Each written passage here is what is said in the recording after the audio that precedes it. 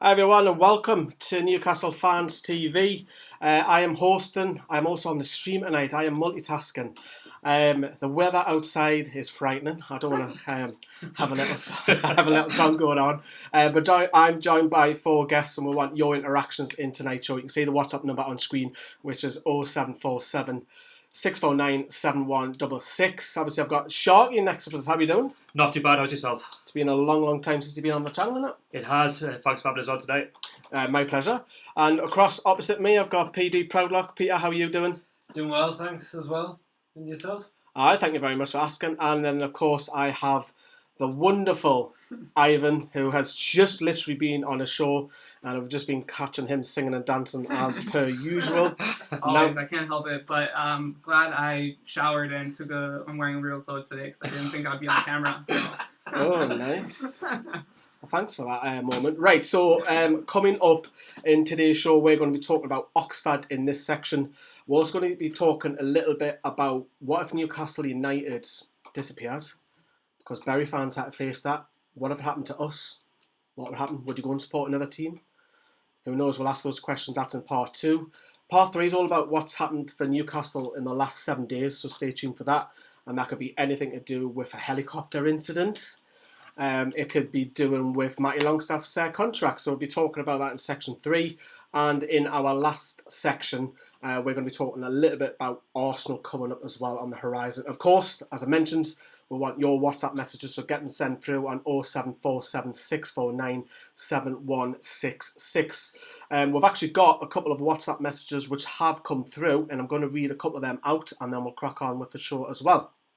Right, so Premier League money.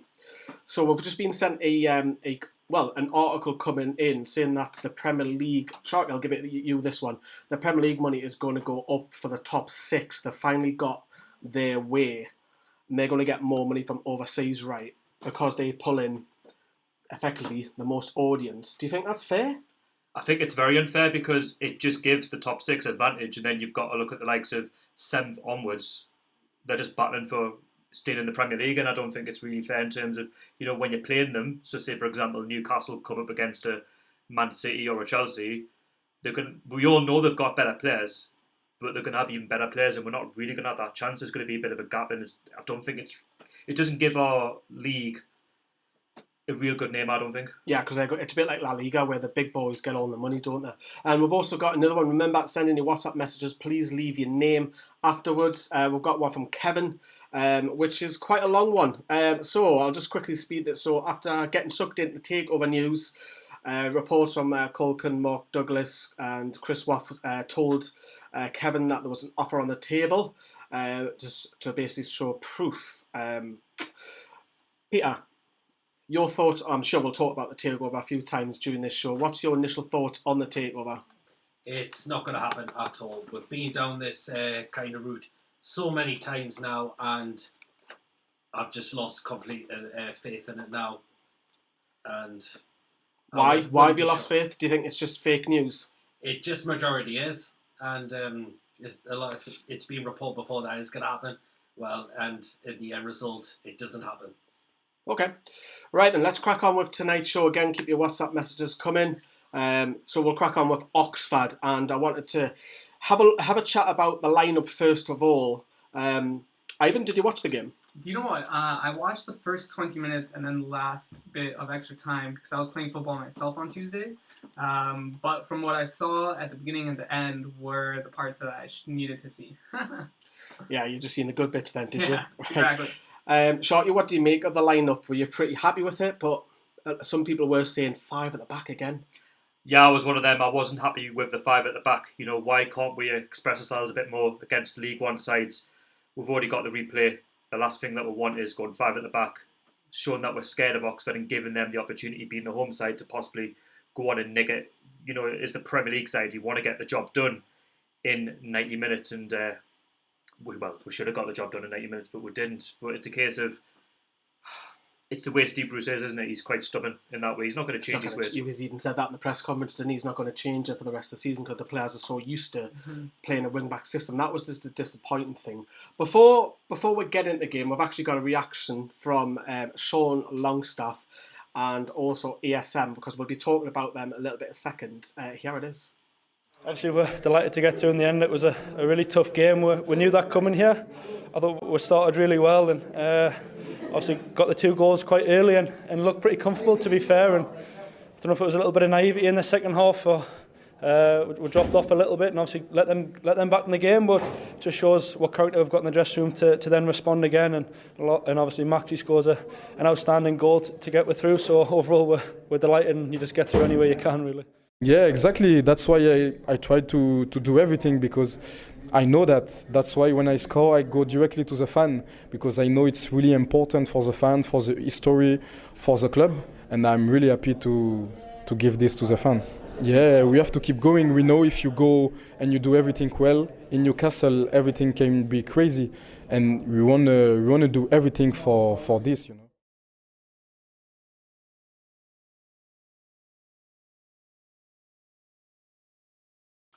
Right, and that was Sean Longstaff and ASM chatting about, obviously, thankfully, that Newcastle got through. Let's break it down a little bit then, Peter. So I think it was a great start. We got into lead pretty early on. Yeah. Build-up play on the left flank finds Joe Linton. He holds it up really, really well. And when he got Joe Linton in the box, you always panic and you think, God, what's he going to do? But he lays it off to Sean Longstaff. He has a touch and he fires a top corner. Great start. You cannot ask any more than that. 1-0 up inside, 15 minutes? It was a great start. And pleased for Sean Longstaff he got that goal as well, because there has been some criticism from fans saying he hadn't been at his best lately, but he was playing a bit higher up the field in the game against Oxford. And what do you make of that? Do you think he's better there? I thought he looked a bit better. He did look a bit better, yeah. Because his form hasn't been great of late. No. And he was given that number, because we didn't really figure out in that start lineup where was he playing. Yeah. There was a lot of hints and speculation that he might be playing in that 10, but he played further up, and I know it's League One, I'm not going to get carried away, of course not, but I thought he had a good game, and it's nice to see him back in a little bit of form. Definitely, yes. Is that the way for him in the future to play there? Steve Bruce may look to playing a bit higher up the pitch now and see if that might improve his form a little bit. Shorty, what do you think of Sean in that role? I think he's an excellent player. I think Steve Bruce should have been going higher with Sean Longstaff, because we know he's got the talent. You know, he scored in the Premier League, hasn't he? So he knows where the back of the net is.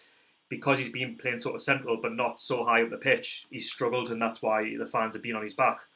But as you said, it was against the League One side, so we didn't really want to get excited, but it was a great finish. You know, he had to take a couple of touches, but the way he put it past the keeper, that's what we want to see, you know, from Sean Longstaff. He's a local lad. We've just got to give him that bit more of a free way, you know, on the pitch. Because he has come under a lot of stick of late, and then it was only after, well, obviously Joe Linton had a chance and he put it wide, and then but we did score again after half an hour, and I think he put it, and you've got to remember he was actually injured when he scored this, and because we're seeing his celebration, he slots it away past Eastwood quite calmly, and it's 2-0 up. He's a little bit hurt, but do you think, Ivan, that his game's got a lot better because now he's contributing, he's more aggressive, he's put himself a little bit about, yes, I know he scored against Rochdale and Oxford, but it's a slow progress with him, isn't it? Yeah, definitely a little bit. But as you say, he definitely is showing signs of blossoming a little bit more. I think that it just takes a little bit of time to get into like the big heavy matches like the Premier League. But when he was less of pressure, so to speak, with the lower league teams, despite them having their own sort of pressures of wanting to, needing to beat these teams, but the fact that they were lower league players definitely has made him a little bit more confident in his ability. I think it's also very important to remember just how young he is. Like, even though, he's a professional football player, he is still under the age of 23. So it's definitely important to realize that all of us at that age, you know, whether we're in whatever profession, it does take a little bit of time to grow in confidence in our new environment. And so I feel like that's definitely helped, like these lower league FA Cup matches have definitely helped for Joe Linton's integration into the team. Yeah. I think also, Ivan, we can't just sell him because we're not going to make that money back from him anymore. We've No. spent allegedly 40 million on him. No one's going to come in. I don't even think we'll offer half that. I think get him past this season. Do you think you can produce more next season with obviously having 12 months experience of Premier League football Yes, with absolutely. us? Yeah, definitely. And then also getting to know more of his teammates as well. Because I subscribe to the Newcastle United YouTube channel, and they put out these. I hope you teammate subscribe to the videos. other one as well, Oh mate. yes, of course. I subscribe to an even better one. It's called Newcastle Fans TV. Nice one. It's unreal. But yeah, the Newcastle puts out these teammate videos, and I was watching the one for Federico Fernandez, and when they ask like who's your best mate on the team, he says Almiron. So I think it'll just take him a little bit of time for him to integrate himself more with the squad itself as well as the playing as well. Yeah. I think so. I think even though he's not doing the business, I think we're, in one sense, we're quite lucky that the defenders have scored a lot more goals and helped Newcastle, because I think we will be safe. And whether Joe Linton doesn't score for the rest of the season, I still think Newcastle will stay up, even if Joe Linton doesn't score, because I think we're almost there now. Yes. But just speaking of Joe Linton then, Peter, I think that we missed him as a focal point. And that's mad to think like that, because he wouldn't have said that, 6 weeks ago. I think when Joe Linton went off, he was injured, he obviously couldn't carry on. Yeah. But for me, I know saint-maximin went on and get the win, and we'll touch on that shortly. But when Joe Linton went off, that's when Oxford started to come into the play a lot more. And for me, they were probably the better side for a large period, and we just missed it. I think we missed him, me. Yeah, because you take him off and there's no recognised striker on the pitch. Saint-Maximin, his position, majority a winger, which is the thing. And yeah, you never know if Joe Linton did carry on. We could have had 1 or 2 goals extra from him. You could have went on to get the confidence, couldn't he? Yes. I mean, like I said, you put his goal away really well. Let's have a look at what some of you are saying in the live chat as well. So we have, Alex has said that he can't wait for the takeover to happen. Jody, where they're playing, I've missed that. Where they're playing in Egypt. Also, your thoughts on the takeover, lads. Kieran, we've obviously just literally chat about that. Mine and Peter's thoughts, and I'm sure he'll probably say the same. It's takeover, so to speak. We'll probably get your questions in on WhatsApp and we'll answer them properly. And also what we've got as well. Alright, lads, hello NUFC Talk. Thanks for joining the stream. And remember, if you're listening in your car and you're driving out and about, when you get home, drop us a WhatsApp message on 0747 649 7166. So we're 2-0 up, Shorty. You're thinking, hey, this is easy, this, You're going into half time. You're thinking, this is nice, this. Now we can go in, and I said to Isha next to us, and I went, we can go and enjoy this game. At half time, you're thinking, right, you're 2-0 up. Do you question, or is it a case of because a lack of mentality, because we'll give away a daft free kick? Don't get me wrong, it's brilliantly put away by Kelly at the top corner. It's 2-1, it's game on, but you'd already taken Almiron off, and Bruce was basically settling for it. Can we blame Bruce at any point in terms of lack of mentality or question his substitutions? I think it's a mentality issue against the lower league opposition. It's not just Oxford where we've done this. We've done it against the likes of Stevenage where we've just been absolutely taken apart. I was very nervous, to be fair, going into the second half because I had that good feeling that Oxford could do something. Because you said that Joe Linton was off the pitch, we've lost our focal point. Yeah. Newcastle tend to switch off when it doesn't seem to go our way, and when you see the opposition like Oxford, you've got to give their manager a little bit of credit really for what he'd said at half time to their players not to give up. It's very easy for them to say, right, we're up against the Premier League, so we're out this game. They had a mentality to get back into it, and I just think the way we collapsed was the Do you think Darlow should be doing better for that free kick? It came into his box very quickly, maybe, but then he did try. He sort of got a touch on it, didn't he? Got a hand to it, yeah. But you've got to give them credit for that strike. It's a good free kick. At that level. But he got it on target, didn't he? 2-1 down. It was all Oxford. The second goal. I actually think you've come on nicely, and I'll get Ivan's thoughts on this. I actually think the second goal is a great goal. I know you might say that DeAndre Edlin isn't tight his man, but I have to say, obviously, the threw the goalkeeper up. It's another direct free kick. A couple of headers have lobbed, and I think Holland, I think he finishes it brilliantly for me.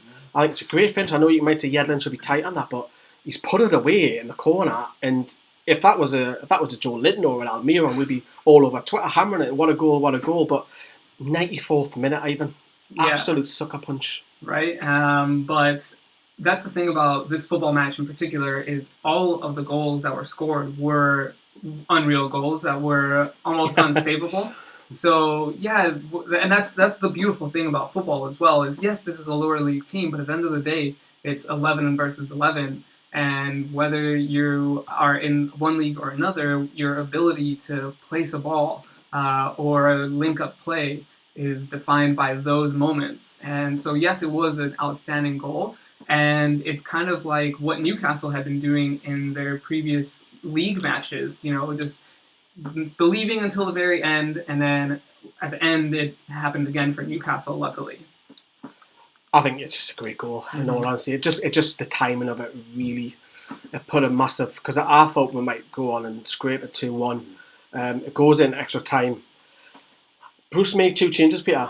He brought on Lejeune, who I thought was very, very shaky towards the end of the game. He brought on Kieran Clark, who was probably a lot more safer. And Yes. of course he brought on Atsu later on, because we're allowed to have that 4th substitute in extra time.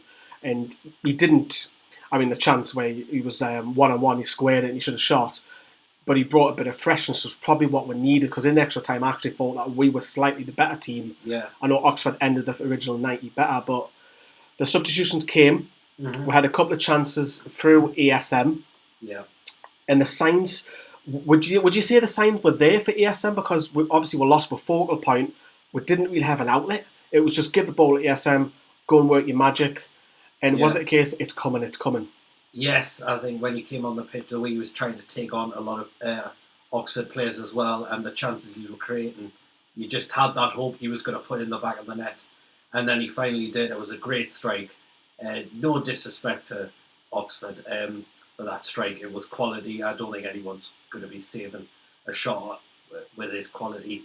Only criticism I have with Saint-Maximin, he can't hold on the ball for too long at times. Yeah, that frustrates Bruce a lot, doesn't it? It does. Just get it in the boxer. But then again, I think for this one, we didn't have anyone in the box. No, it didn't. It was just ESM. Yeah. Give it him, do your magic, and by God, shot, you did eventually do that with 4 minutes remaining. They left it late. Goal of the round, I believe, or the replays, one of the two, and some strike mind. And obviously, I know Carl Robinson has said afterwards that was a bit surprised by the celebrations of Newcastle players, because it obviously meant a lot against the League One side, who are obviously doing well in that division. But Saint-Maximin comes over, I was obviously there, come over dancing and singing. It meant a lot because we don't get a cup run, do we? Well, you've got to remember he's a Champions League footballer playing in an average side. You think he's that good? I think he's quality, just the way he takes on all those players. It's a good solo run, and he just finishes it past the keeper. Just got no chance really. And as a Carl Robinson, he talks about how the way we go on and celebrate, but you've got to remember it's been 14 years since we've qualified beyond the 4th round to get into the 5th round. And it's mental, that stat, isn't it? But then, that's all down to Oxford, how well they've played in both games. They've taken it that far, and obviously we've finally got through, but we've sort of avoided that embarrassment of going out as well. We've scored with 4 minutes to go and won a better time, because, if that went to a penalty shootout, then in my opinion, I would have actually backed Oxford, because they're the home side. The pressure would have been surely on. I was actually joking with Isha, and I was saying, I hope they have the penalty shootout at the car park. Because don't smash a car. It would have been funny. Luckily, my car was at the side, so I was out of reach. I was by the side as well. Of course, we hung on, which was brilliant. We'll hear from Isha in just a second what she was saying as well. But I want everyone's thoughts really on this one. We'll go around clockwise, so we'll say it to you, Peter. West Brom away. Are you happy with that? It's a good tie, yes. It's not going to be a very easy tie. I think West Brom are top of the Championship, but I'm feeling confident this is a game Newcastle can get through to the Do you think it'll be a massive shock if we did go out? Because I don't. West Brom top of the Championship. Ooh.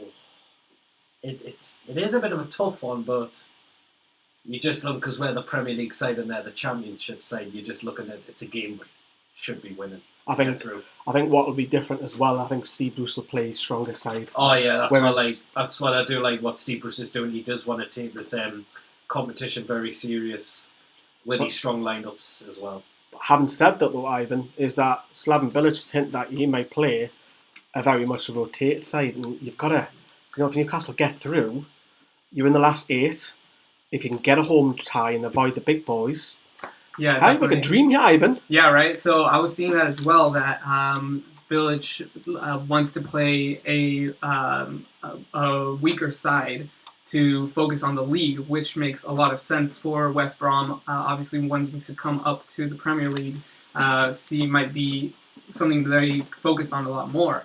So yes, it definitely gives Newcastle a very big opportunity to dream, be in the last 8, be a game away from Wembley. That'd be unbelievable. And this is what Newcastle fans shout on for all the time. That's all we want is, a semi-decent cup run. And if we go out, if it's to a weaker team, yes, that would be bad. But if we go out, then at least we finally made it past. We took one step further than we have in the past 15 years. So that's something to hold on to. And yes, definitely should be playing the strongest side possible in Newcastle, especially playing Dubravka the way he's been in the league. Definitely appreciate Carl Darlow for what he's done running up to it, but now that the games are super serious, we need our number 1 in between the 6. Yeah, I think you've got to agree with that. Full strength, Sharky, midweek game, go straight to penalties. You've got to, haven't you? Yeah, I think that's what we want if we don't play our best football. I think it's important if we go to West Brom, because they're going to be the home side, let's just not concede first. Because do you think if we were a little bit further down the table in that relegation zone, do you think Bruce might look at it and think, actually, the Premier League's a little bit more important for me? I don't think there's much in it between West Brom and Newcastle, personally. I don't think, if you look at where West Brom are at the top of the Championship, and you look at sort of like the bottom maybe 6 of the Premier League, I don't think there's much in it in terms of quality. I think West Brom have got a decent side on paper. Yeah. Who could give a lot of fair clubs a game, and going down to the Hawthorns, not an easy place to go in the middle of the week, and plus we're not very good on the road at times, so could be an interesting game. Wouldn't surprise me if West Brom dominate the possession. Of course, Isha was with us on Tuesday night, and she had a reaction, not a reaction to anything, and it's not coronavirus before I say that. But she had her say, I'll rephrase that, she had her say outside the Kassam Stadium. Here she is. So we've just had the 4th round, Newcastle versus Oxford. It was the replay. The pressure was really on. Newcastle had to win this to make it to the next round, and somehow, by the skin of our teeth, we just about made it. We had a fantastic start, and at half-time, I was really confident that we got it in the bag, and we're going to face West Brom in the 5th round. Things really changed in the last 10 minutes. The pressure suddenly turned. Oxford United, it was a comeback. They equalised within the last 6 minutes. It went to extra time. It was really unnerving. With some subs, some changes, Atsu came on. I personally think Atsu made a huge difference because Joel Linton was actually injured. He scored. He had a niggle, I think, in his hip. He ended up going off. There were some sub changes, and we essentially didn't have a striker. Almiron had a fantastic game, but he did look exhausted as well. So by this time, Almiron was off. Alan Saint-Maximin was really our only sort of goal threat, and I feel like Atsu, although he tried to set up any sort of scoring, he wasn't able to, finish himself. Alan Saint-Maximin, on the other hand, he managed to do it. We had 2 minutes left. He scored, and everyone went crazy. We were right next to Alan Shearer in the BBC box.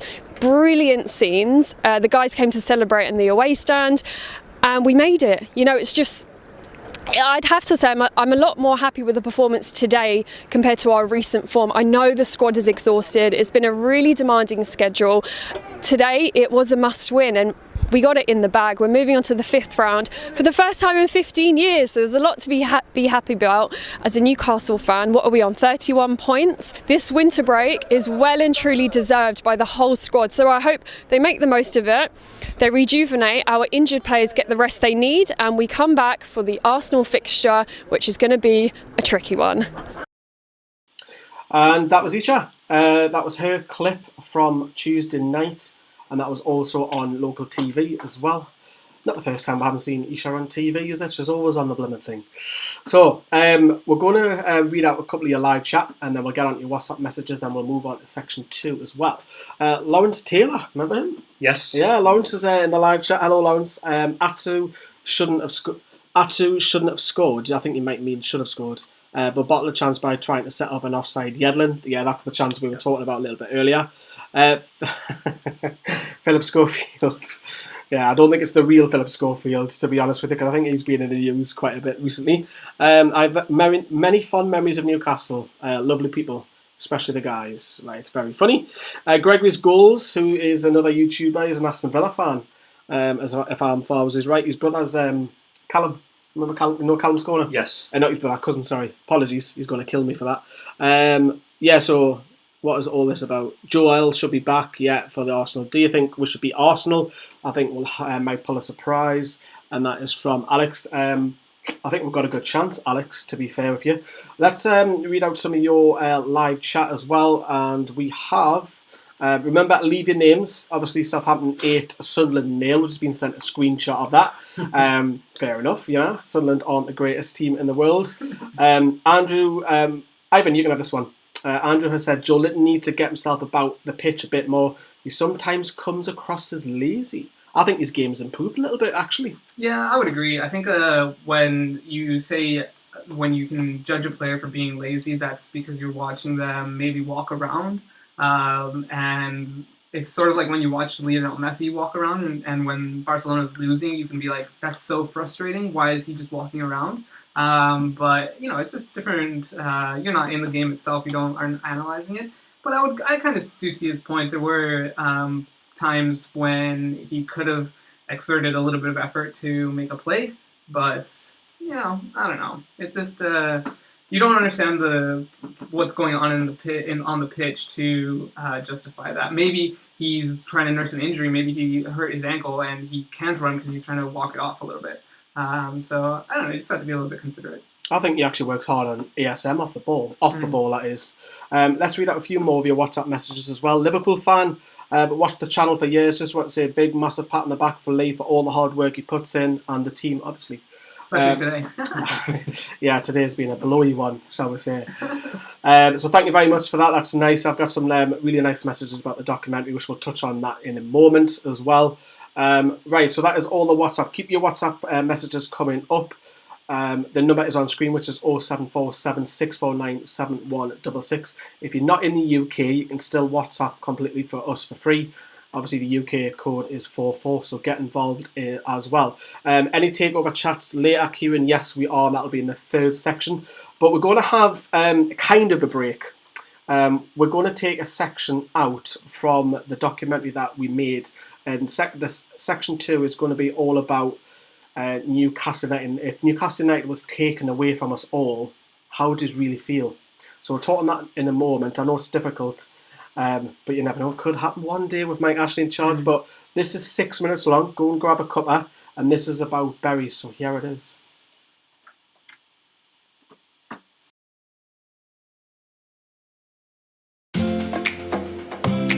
Listen, Chairman, let's cut to the chase. They haven't bothered to pay us in months. You've constantly lied to everyone. The EFL, you have not shown facts. You haven't shown that you've got the money to sustain this club. For months we kept quiet. You've sacked good people at the club. You've not paid anyone in months. I'm on the verge of losing everything. I've had to listen to what you've had to say for months. You can say you've tried to save the club. The end of it all, get your money and leave the club. Have the PFA paid you up to the CBA 50% of your wages? Yes or no? They paid us 2 months' wage. No, they're which is a long. Paid you 4 months. 50%. Steve, no, I'm not going to row. I don't lie. Yes and no. Just answer yes or no. I've been paid 2 months off the PFA, which is a loan. You have paid me once in 6 months. I do not lie.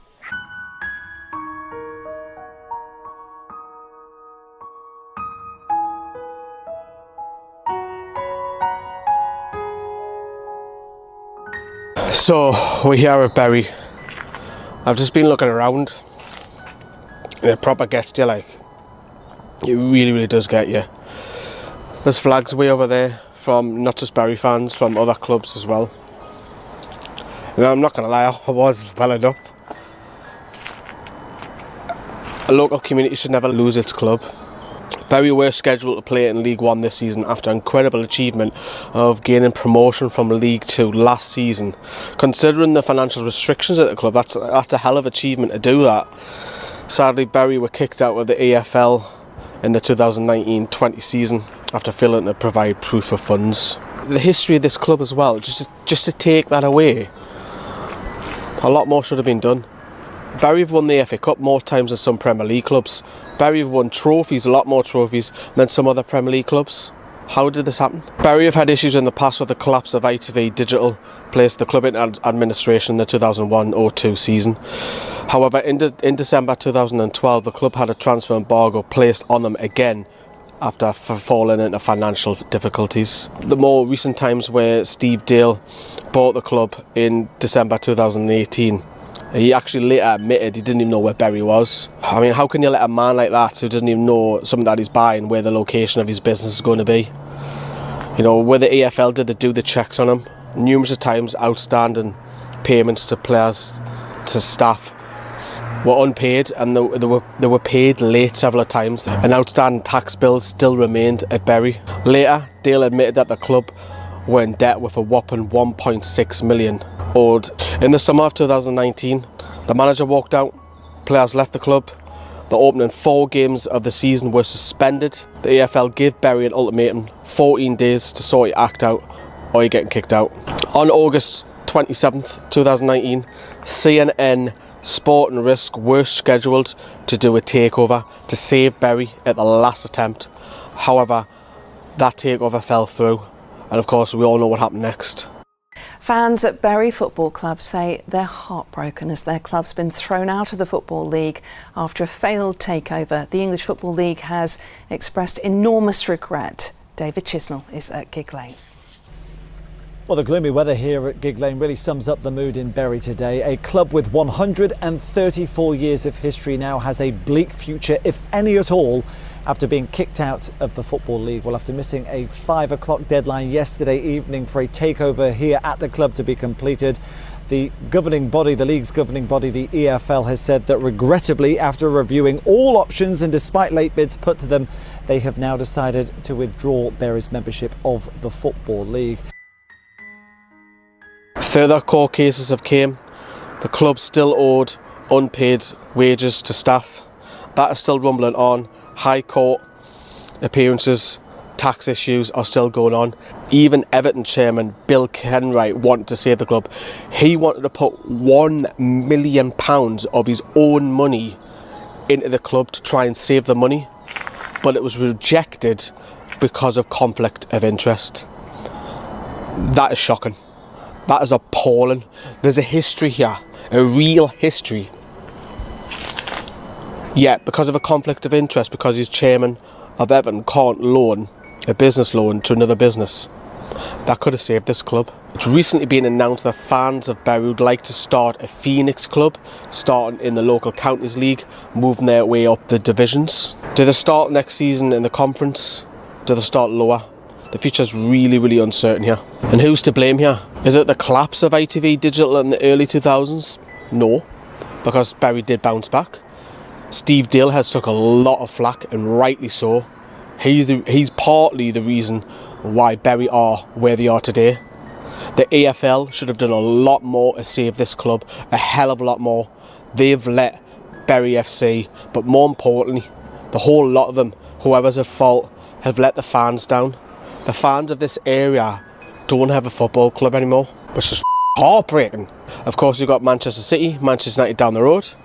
Bury have been in and out of trouble going on 20 years now, so you can't really put the blame at the two giants, A, for not helping out, and B, because fans support bigger sides. Steve Dale has to take a massive flack for all of this. He does. He came in not knowing what he's getting into, but didn't put any money into it, and unpaid wages have crippled the club even further. The AFL need to have a look at themselves. They need to have a real hard look at themselves. You've got Bolton up the road who only just survived. This club didn't. This club didn't survive. The AFL said that to help Bury. They could have done a lot more to save this club. It's the fans that I feel for. They've taken away a football club away from them. Their boyhood club is right there. And whoever is to blame, Bury fans don't have a club anymore. And it was quite difficult to film that outside of Gig Lane, and you could just sense that a community has lost its football club. And thank you to everybody who said the nice words about the documentary, filmed not on a camera, which is a first for me. It was on the little video cam. But the reason why I wanted to bring that up is because this could easily happen, possibly, to Newcastle. I wanted to talk about your experiences, everyone in the live chat, and also in the WhatsApp messages. Remember, get your WhatsApp through 0747 649 7166. But before we talk about Newcastle, I just want to pay my respects to somebody who I know who has sadly passed away, and that was Amy Abraham as well. So Amy, all my thoughts go out in particular to your little boy. Heartbreaking. Moving on then. So, Sharky, how would you feel if Newcastle was taken away from you? I'd be absolutely devastated, because all I know is Newcastle United. I love the club through thick and thin, through everything, and it's all I ever think about is Newcastle United, and going to watch the lads. And despite what we have with Mike Ashley and where we're finishing the league and stuff, you always have that motivation to go back every game, not just because of the football, but to see your friends. You're making friends at the game, and you go because you have that hope, that clinging hope that something's going to happen. Peter, if I took Newcastle away from you and it just didn't exist, how would that make you feel? Again, absolutely heartbreaking, because it's a club that's in a lot of fans' blood, including myself, and I think fans, it would definitely heartbreak a lot of other fans if Newcastle United was no more anymore. Ivan? Yeah, I would echo the sentiments as well. I had started supporting Newcastle United because my mother was originally from Newcastle, and she always got kids sent over from a very young age, and that was the first football club that I loved, was Newcastle. Now that I live here, it's still an absolute novelty for me to go to the matches. It's even more star-striking when you see the players in town. So for that to be taken away, not only would it be devastating for my love and passion for the sport of football and enjoy watching the professional team in my city, but it would also take away that connection that I have to my mother, who was the one who made me a Newcastle supporter to begin with. Yeah, we want everyone to tell us your stories. Why you support Newcastle? How? As well, even if you're not from the area, let us know. Is it a case similar to Ivan because of parentage? Let us know. Of course, WhatsApp and our live chat as well. Describe your describe your daily routine around Newcastle. What do you do? So I get up. I sort of like a match just day. general. I mean, what tomorrow? What are you doing? Do you check Newcastle news, or do you think about, obviously you're a content creator? Do you think, what can I put out regarding Newcastle? What's your general day-to-day life around Newcastle? Yeah, so echo what you're saying there. I tend to check all my social medias, check, like I say, your channel, check everybody else's channels, see what they're talking about in terms of Newcastle. Maybe check out the website, just anything that regards the football club, just to keep up to date with what's going on. And like I say, maybe whatever I've seen might echo it to the world, because there's a lot of people out there that don't get much access to Newcastle, but that love the club just like what we do. Yeah, I think for me, it's like as soon as I wake up, obviously I head down to work, which is a short drive. When I get out the car, that 10-minute walk, then I'm walking back, because obviously I work next to St James's Park. I can't escape the place. However, in that 10 minutes, I'm already checking what the local press have put out in the morning. I'm just checking Twitter as well. The lads in our Facebook group that we have they said anything? That's just everyday normal. Me breaks at work and things like that, I'm looking to put tweets out using TweetDeck. I'm looking later on, what video am I going to put, what do I need? It's just, me work is literally fixated in my everyday life around Newcastle as well. And of course on match days, obviously it's totally different, Peter, are you quite similar? Oh yes, definitely. Whether it's like against social media, Sky Sports, or the One Football app, which I'm now using to check a lot of Ka-ching! as well. Which I keep getting a lot of notifications. Yeah, it's good, the One Football app. Yes, it is really good. Ivan, tell me what your everyday life's like with the tune. Well, let me rephrase that then. Do you see Newcastle United without even checking, if that makes sense? It's everywhere in the city. Yes. Well, yeah, for sure. for myself, as I mentioned earlier, I subscribe to the club's official football or YouTube channel. I subscribe to your channel. I used to subscribe to 40, who's also... Used to? Yeah, I was looking, and I haven't actually seen one of his videos in a while. So, but just being, fully honest, maybe it's because I've gravitated more towards one channel than the other. But I can't wait to tell 40 that. So you're saying he doesn't listen to your show? What I might do, Ivan, is deliberately crop this down and just send it with the love, because I will be seeing 40 this weekend, next weekend, for Arsenal. So yeah, no, but yeah, and then I follow the club on Instagram. I follow not every player, but select players on Instagram and on Twitter. So yeah, it definitely is constant of information. I personally use FOTMob as my football app, so I've got the news notifications, obviously on match days as well, lineup confirmations. But then I also have player alerts for former Newcastle players, because I love keeping tabs on who has played, because once you're a Geordie, you're always a Geordie. So I've got Papi Cisse, Demba Ba, goal alerts, and then even more rare ones. I like to keep tabs on some of the flops, see how they're doing. I've got... Would you like to name them? Yeah, I've got Riviere. I've got Joselu, who's Joselu's banging in the goals. Yeah, he's up there. He's up there. But yeah, I've got some clunkers, but because that's the thing. So I'm always very much with my finger on the pulse of what's going on in Newcastle. And then, as you were saying about what you see in town, I live in Gateshead actually, but I live on a bus route that does a loop from Newcastle city centre to where I live, and the bus stop at Monument is right next to Start Football, which has a giant decal of the Newcastle players, and it does every year for what the kit is for that year. So it's one thing that, regardless of where you are in the city, you might see stickers on the light posts, and yeah, it's just very immersive in the city. Let us know, of course. We want to know your stories. Let's have a look at what you're saying in the live chat. Paul says it's an addiction. Yes, Paul, we know that you graft really hard for Newcastle Fans TV, so thank you for that. Let's have a look as well. Jason says, my dad supported Newcastle all his life. When he died last year, we played local hero at his funeral going home. So that's beautiful. That. Yeah, sorry to hear that, Jason, but yeah, that's nice. It's a nice touch for that as well. Stephen says, my whole family support London clubs. I'm the only one who supports... I'm an only Toon fan.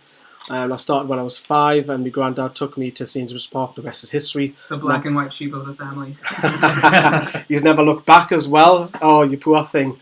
I think that's a story of, no disrespect to people who aren't from the area, but they follow Newcastle. Majority of them follow them because of like we touched upon already. It might be a cousin, it might be the best mate, it might be the dad that took them to that first game as well.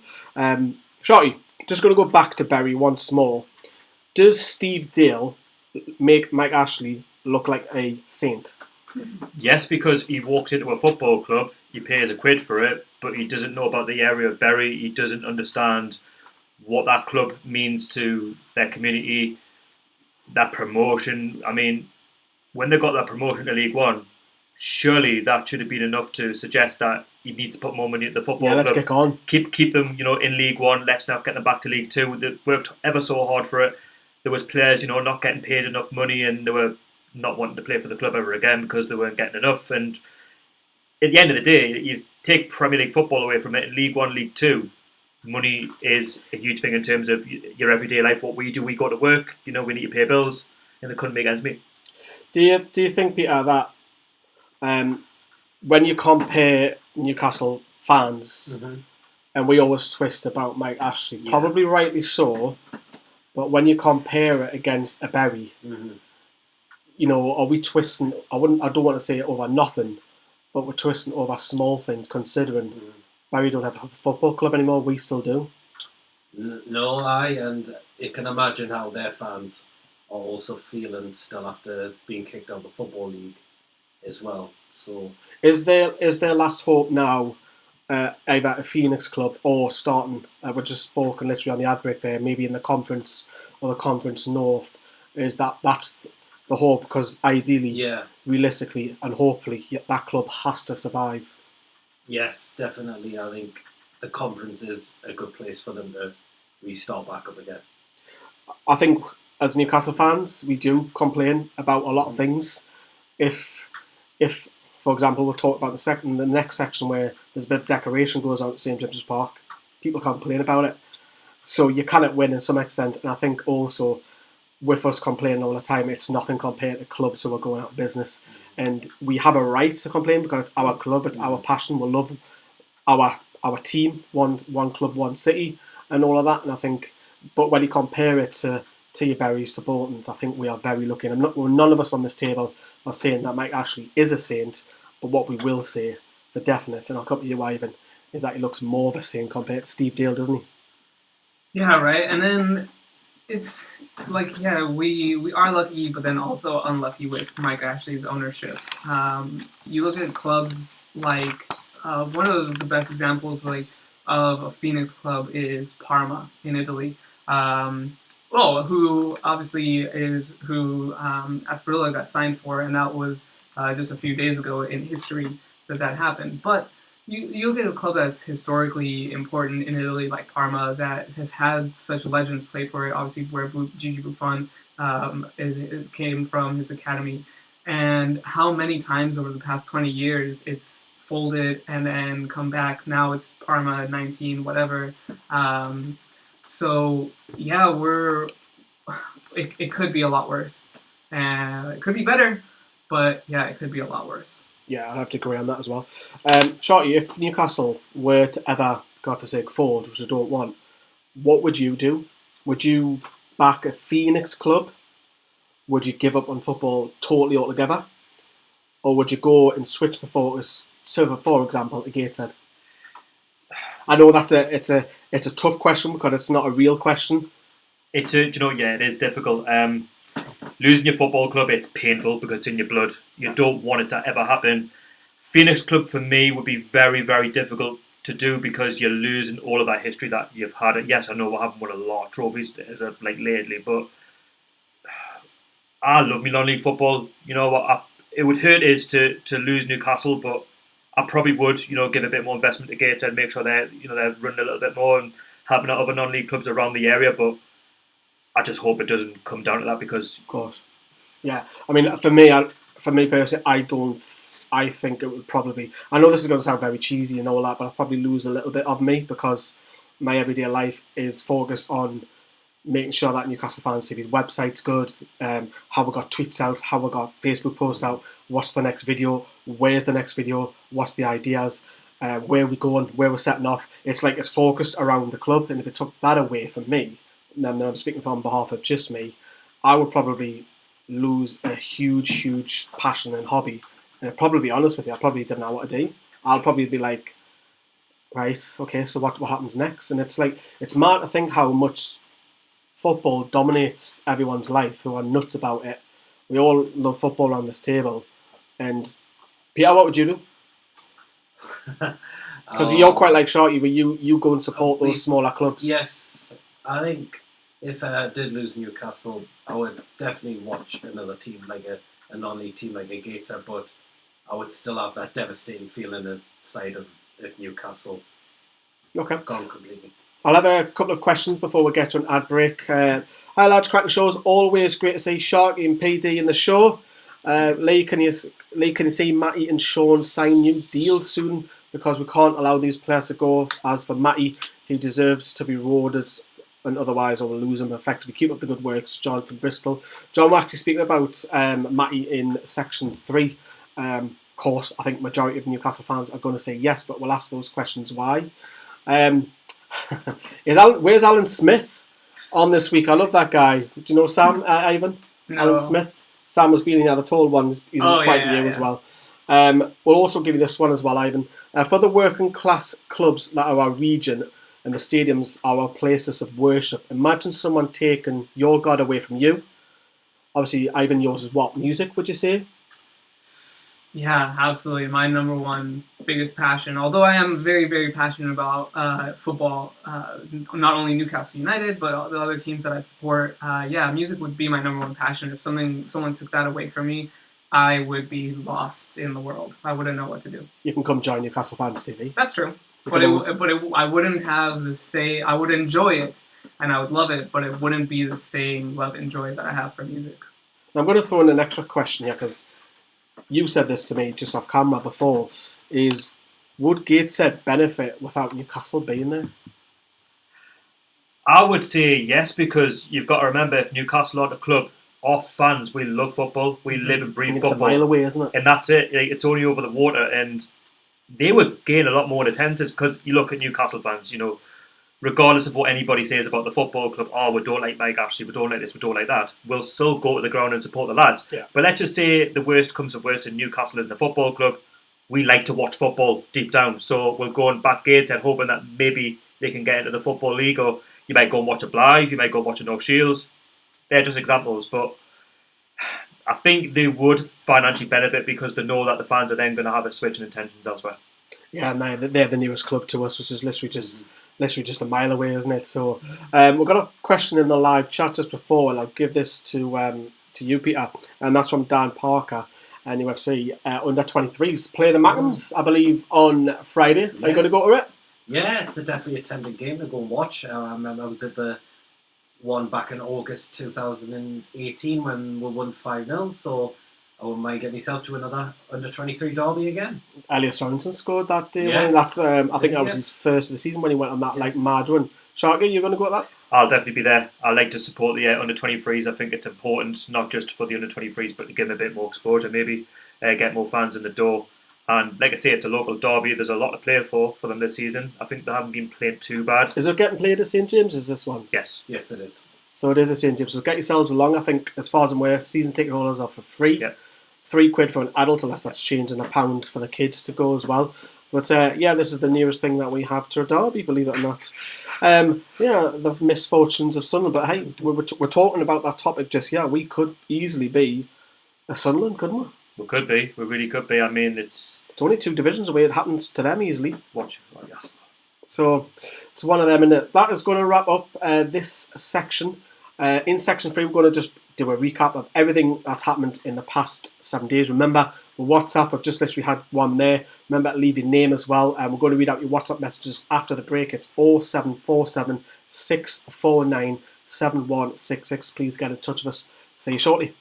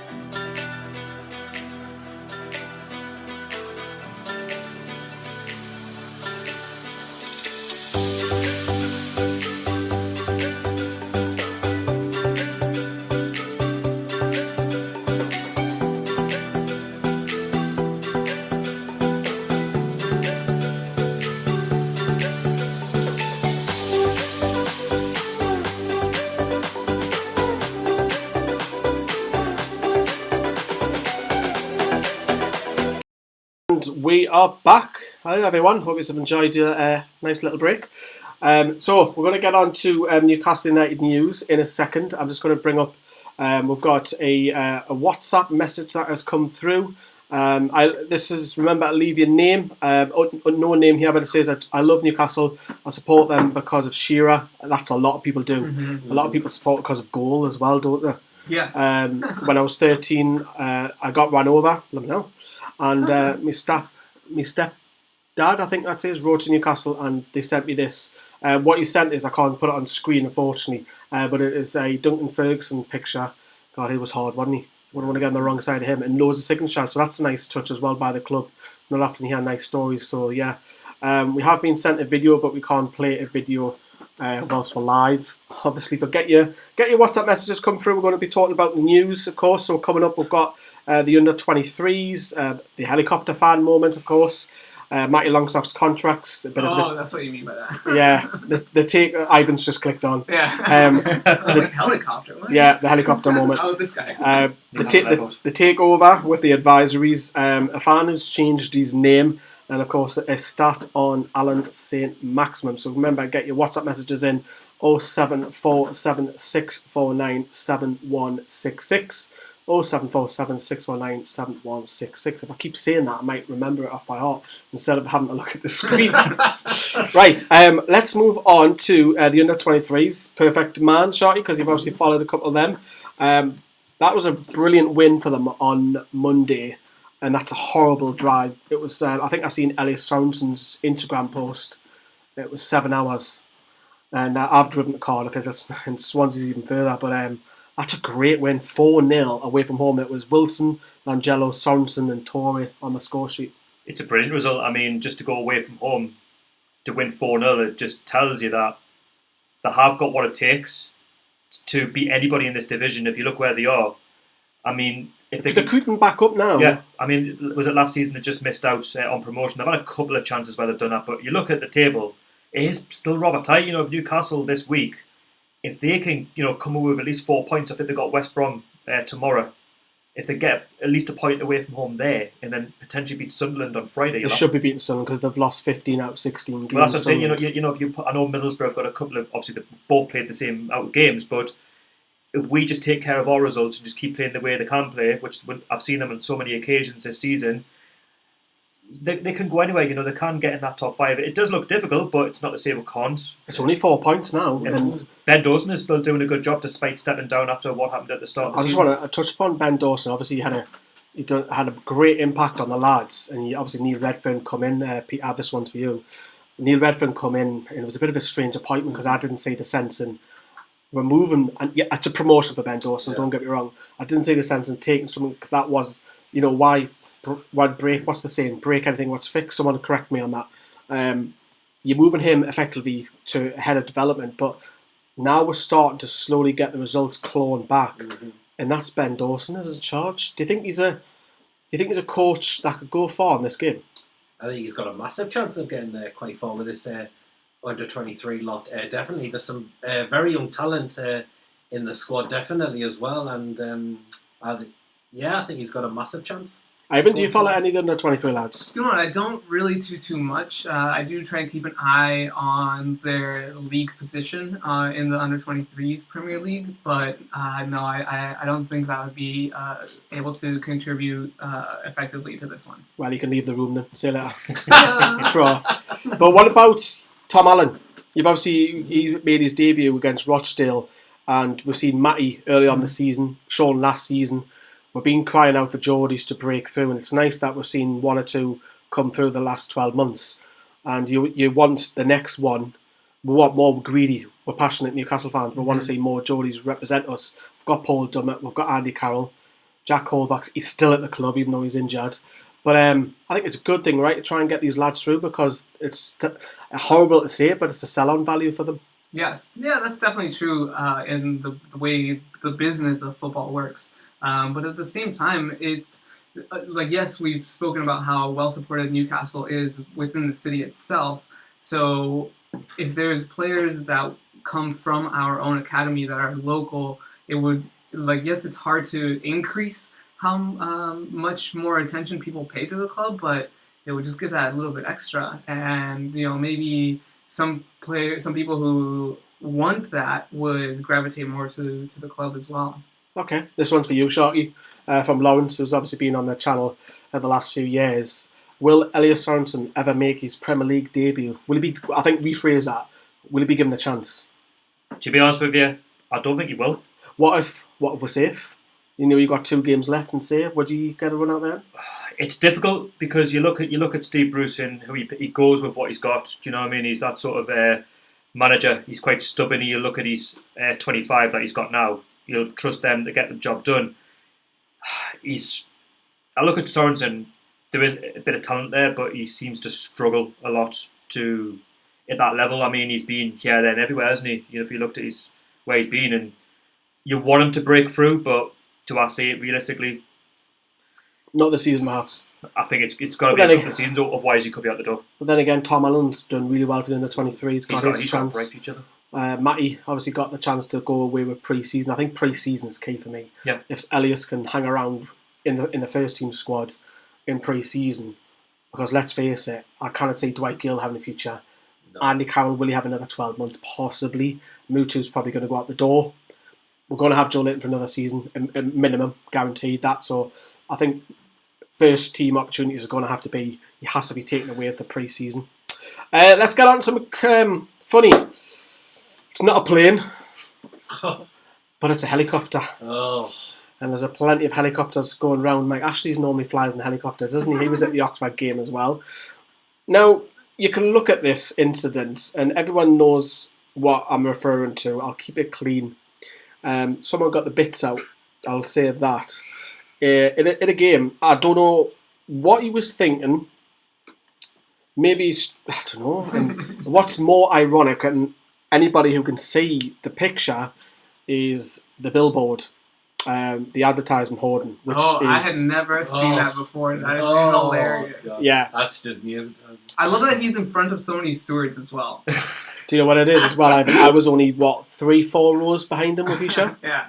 Couldn't see it, but yeah, so he flashes his bits and there's an advertisement for Viagra, of all things. You just can't make this stuff up, can you?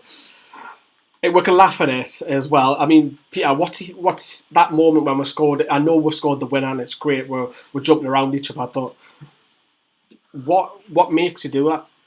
It's either just too much excitement when we've scored, or he's been on the... Pardon the pun. Was that a pun? Probably been the pub or had a few beers wherever he's been before that, or whatever he was drinking before the game. That's probably what's caused him to do that, definitely. Oh, there's loads of puns coming now. With that argument, though, that's at the end of stoppage time of extra time. So this man has been sitting... Well, let's say he's had maybe a pint in between, like during stoppages of play. But I think that's a long time to... You could have sobered up a little bit by that point. So I think that's just pure reaction. It's hilarious, but also disgusting, and it's gotten himself banned for life from every stadium in the country. So yeah, Rob's in the live chat there and says, "Do we really need to talk about his motives?" Look, we can laugh at it. It is a funny moment, and he's gone viral. Of course, he has. I've seen a video on Twitter that's had 1.6 million views, but it looks like potentially Sharky that he may be in serious bother with it, and he's getting all the consequences that he deserves. I mean, it's just a moment of stupidity, really. Is that all it is? Down there, he's being stupid because he's seen that we've scored a very late goal, went to the 5th round of the FA Cup, and let's be honest with you, and I don't want to sound horrible towards the guy, but he's given our fan base a bit of a bad name in that moment. Because, in a jokey sense? Yeah, because you look at we're meant to be celebrating what is a very good goal, a winning goal that's got us through to the FA Cup 5th round, and that moment of just cluelessness, just stupidity is just, they're going to think, is that what the Newcastle fans are about? And we don't want to be known for doing stuff like that. Do you know what I mean? It's absolutely. It is. I think it is one of them with the moments. Do you think, Peter, that you'll get charged? It's a possibility, yes. I mean, because what he's also done is also indecent exposure, where he's flashed out his private parts as well, out where there's potentially could be young kids around in the crowd as well, which is another thing as well. So I'm not sure how much he could get exactly fined, but it wouldn't surprise me if it was a canny bit that he got fined. I must stress as well that he's not actually banned. There was a fake story going around. Okay, I do apologize. So he's not actually banned by the club or anything at the moment. I think the police are just looking into it. For me, I think it is a bit. It's just a daft moment. It is a bit of, like you say, Shorty. It is a bit of just you got carried away. It's just a bit of stupidity. It's like when you take your top off and you spin it around, but he just chose something else. Yeah, there's a time and a place. I mean, what if a woman does that? Good question. So I think it would be the same consequences, wouldn't it? But I think, for me personally, I don't think it's harmful.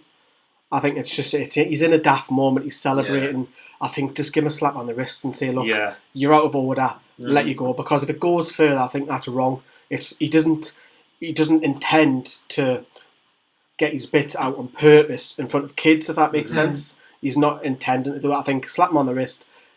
Be gone with you, behave yourself. I think that's probably the right.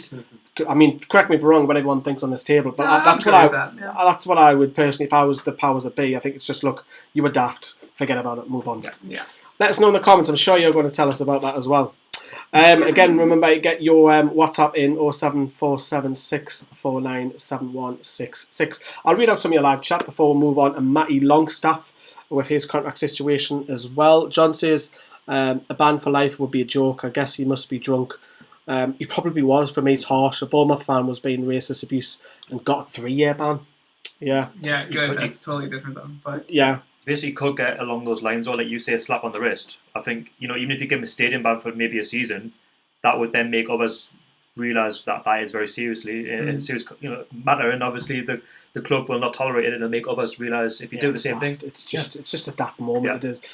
Paul says he should just be warned. Sorry. I would have to agree. If a woman does that, it'll be a if a woman does that, it'll be a scientific miracle. In terms of if a woman done that, I didn't mean get the man bits out. I'll say it politely on radio. So get your comments in, of course, as well. He's not harming anybody else. It's hilarious, and maybe he deserves a community service or something, or fine, maybe not much more. Yeah. Right, and imagine all the helicopters at Wembley if we win the FA Cup, says Alex. The airport's going to be busy. Heliport, you mean? Right, we're going to move on to a little bit more bright and more serious note is Matty Longstaff. At the moment, Matty's contract is running out. He's allowed to talk to European clubs right now, believe it or not. We'll still get a fee even if he left Newcastle. The local press believe it's under $500,000, about 400,000 I've seen. Why, Short, is this taking so long to get a Geordie lad who's in his element, in his all, so long to get him to sign? As you've said before, there might be the interest of European clubs. I mean, there was talk of the Milans are interested in him. You never know. You might want to move in to benefit and maybe win more trophies. I don't know, but is it those behind the scenes like Mike Ashley? Do they not really want to give him the contract? Do they want to see what he does between now and the end of the season? I mean, I've seen enough there to suggest that he's a quality player. He's a local lad. It's in the blood. He understands what it means to play for Newcastle. We need to keep a hold of our talent. That's what we need. And if we were to lose Sean Longstaff, I think for me that would be the biggest disappointment since Andy Carroll was let go to Liverpool. I think with Sean, he's still got another year and a half left on his deal. But I think Matty's, it's worrying because this should have been done beginning of the season or the season before last. Yeah, I definitely agree with that.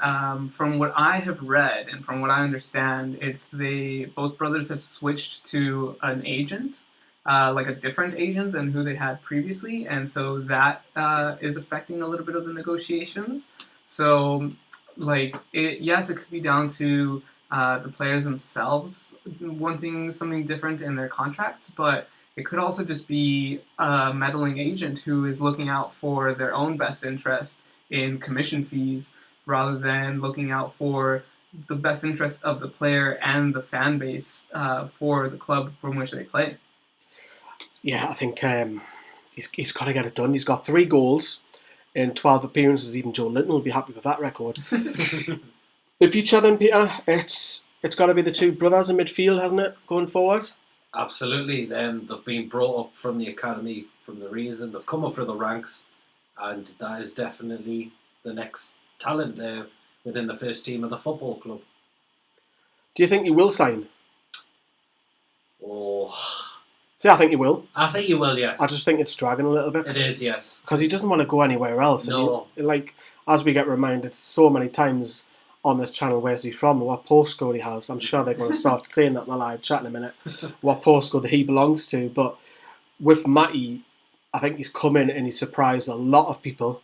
I seen with the under 23s last season, he was more a holding player that would get the ball and look. But we've seen it already, Shorty, that he brings a lot of energy. You can get forward if needs be.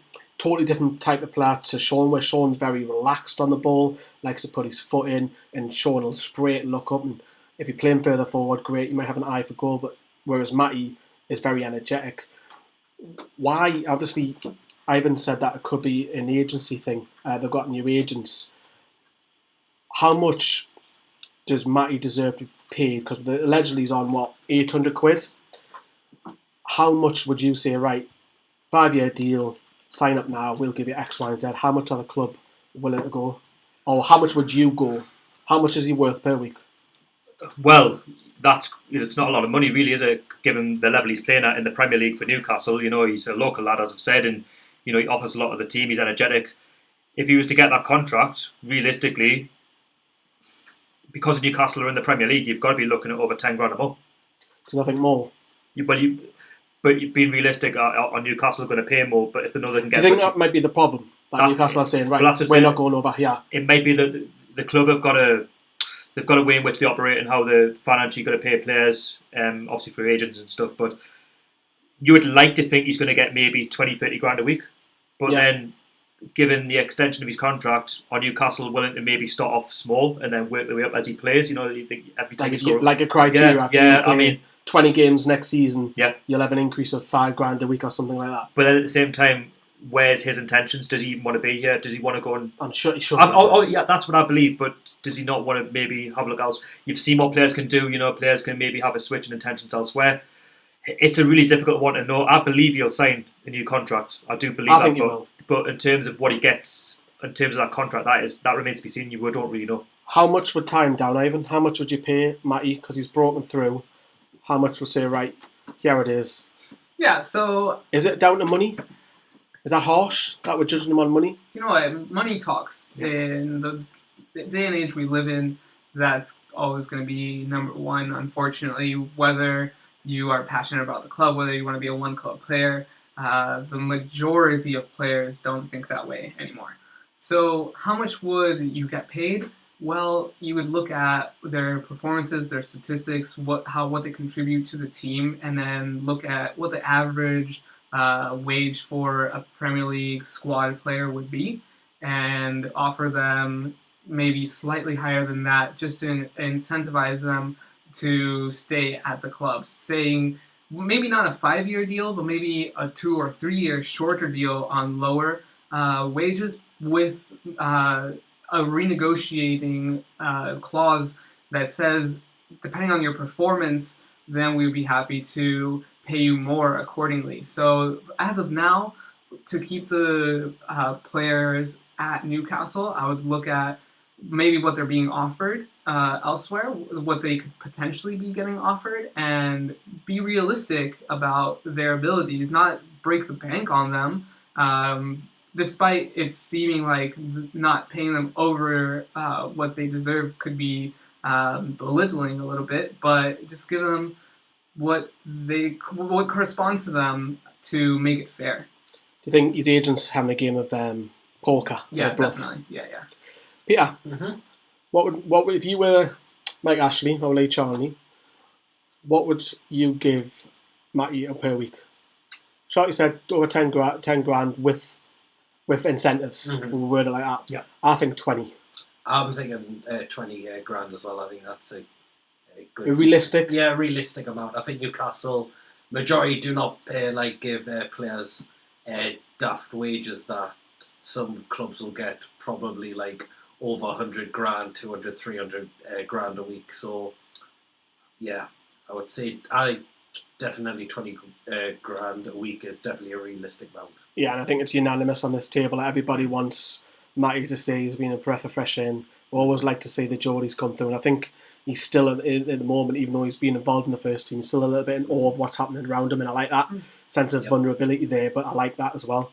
We've got a message from New York, believe it or not. Lovely part of the world, been there twice. Have you been in New York, Ivan? I have, to be honest, because I lived so many years in Chicago. Come I on, do not rate New York. Don't just spoil it all for us. Chicago, Sorry, man. this person, but Chicago is much better. Chicago's windy, man. It's like Newcastle. Well, Newcastle's not as much windy as the rest of the UK today.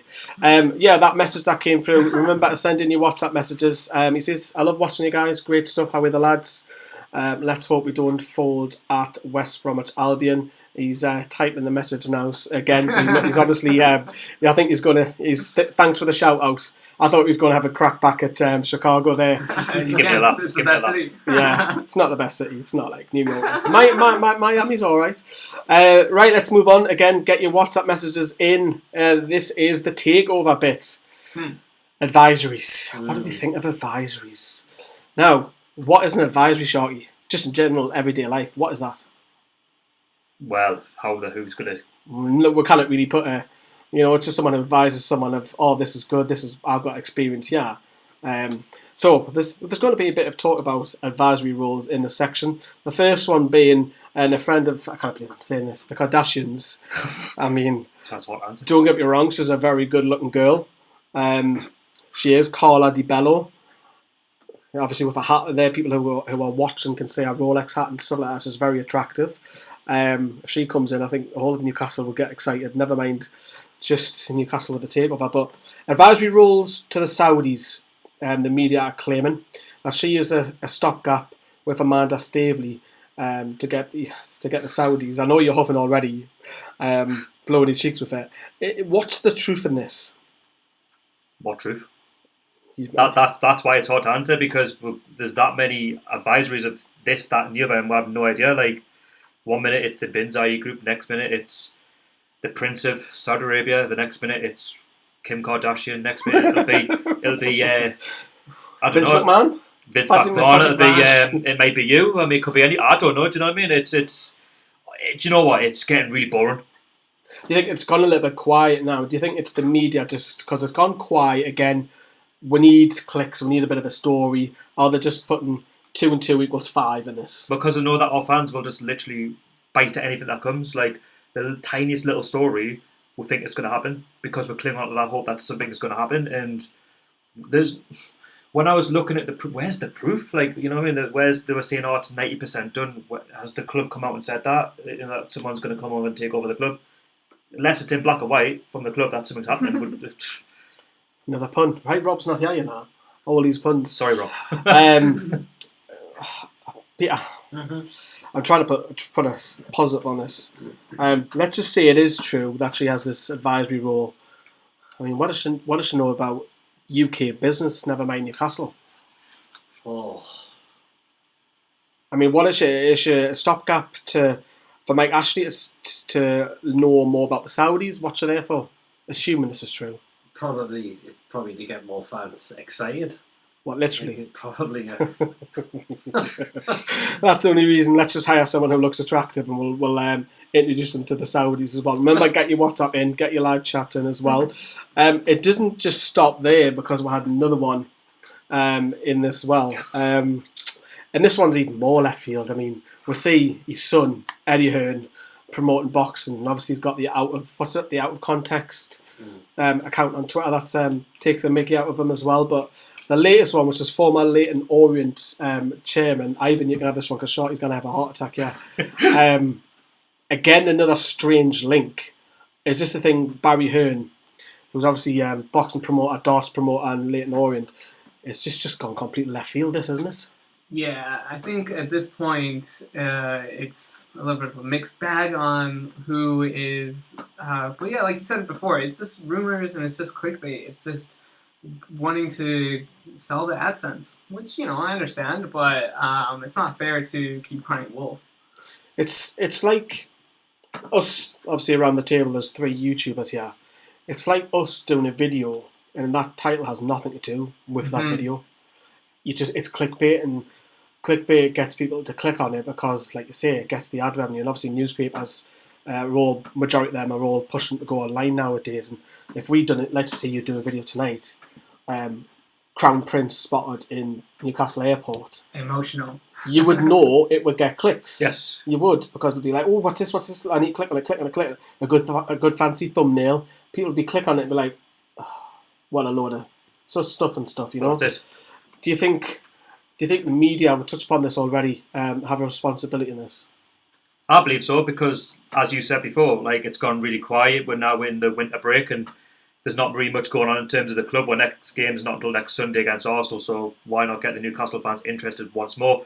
The Prince Saudi Arabia, whether that was true or not, we'll look at something else. Maybe we'll bring up somebody else and we'll get them more and more interested and give them feeling more rubbish.